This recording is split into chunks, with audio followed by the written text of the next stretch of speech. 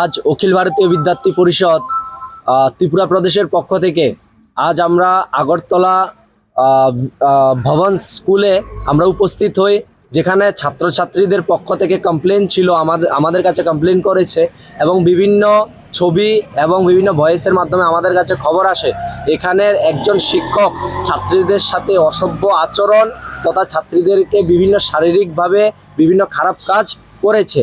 যার কারণে আমরা বিদ্যার্থী পরিষদের কার্যকর্তারা যখন আমরা স্কুলে আসি এবং প্রিন্সিপাল মহাশয়ের সাথে যখন আমরা দেখা করার জন্য বলি, উনি দেখা করতে চাননি আমাদের সাথে এবং কথা বলতে চাননি।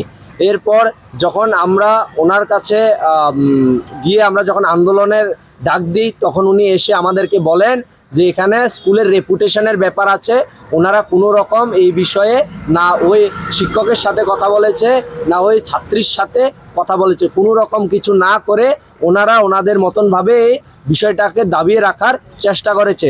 এরপর আমরা এক আন্দোলনে সামিল হই, যেখানে এই আন্দোলনে আসার পরে এখানে পুলিশ থেকে শুরু করে চাইল্ড লাইন সবাই এখানে উপস্থিত হন এবং তারা আমাদেরকে আশ্বাস দেন অতি সত্বর এই যে ঘটনা হয়েছে তার সুষ্ঠু তদন্ত এবং বিচার করবে, এবং যদি এই ঘটনার সঠিক তদন্ত এবং বিচার না হয় তাহলে আমরা আরও বড় আন্দোলনের ডাক দিতে আমরা বাধ্য হব।